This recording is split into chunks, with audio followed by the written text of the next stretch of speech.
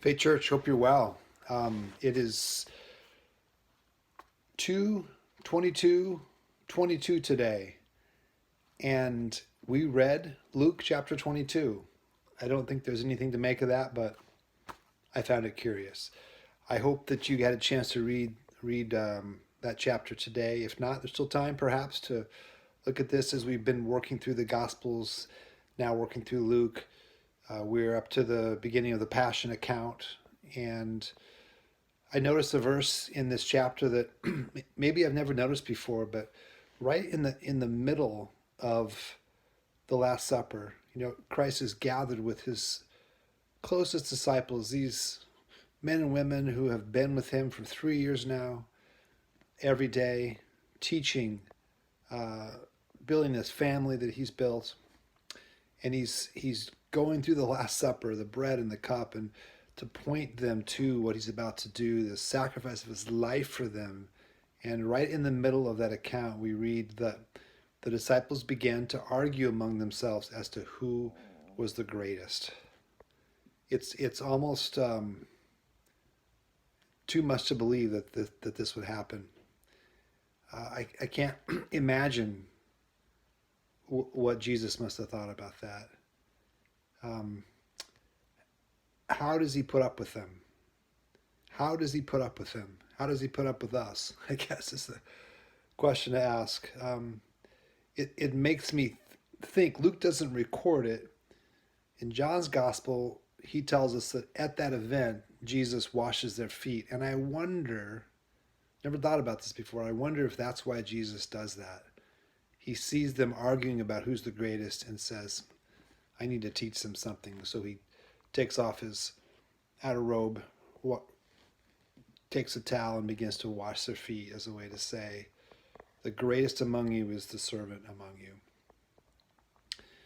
Point in all this, again, these disciples had been with him for 3 years, heard all the teaching we know and a ton more, seen it modeled, and yet at the end of his life, they are still arguing about something as petty as which one of us is going to be the greatest in the kingdom.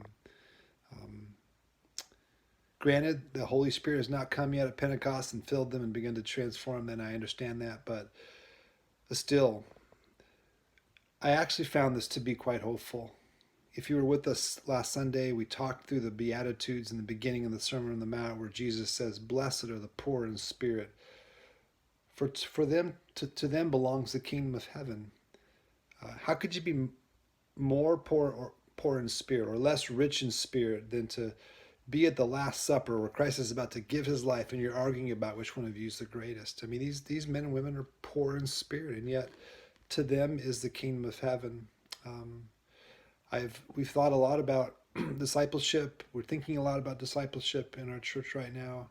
I'm so grateful that many of you are willing to think about these things along with me. As I said Sunday, sometimes we get intimidated by the idea that we should apprentice Jesus to become like Jesus. It is a high calling, an incredibly high calling, and yet, as we see evidenced here again, that Jesus welcomes those who are poor in spirit, who argue right before his death about who's the greatest. He doesn't ask them to leave. They are still his disciples. And if we follow their story, eventually, by the grace of Christ and by the power of the Spirit, these men and women are transformed, as we can also be transformed. Um, uh, the grace of Christ is so sufficient. It is remarkable to me that he welcomes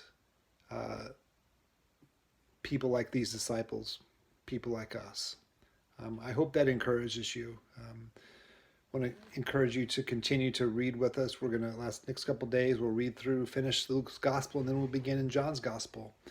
And John's gospel is the most different from the four, and so we're going to cover some ground we haven't really covered these last couple months as we've gone through Matthew, Mark, and Luke. So really grateful for all of you and for many of you, your willingness to think carefully about these things and to pursue Christ together. As always, wherever you are tonight, I pray that you would really know the love of God, who is your Father, and the grace of Christ, his Son, and the fellowship, the presence, the encouragement of the Holy Spirit with you. Peace.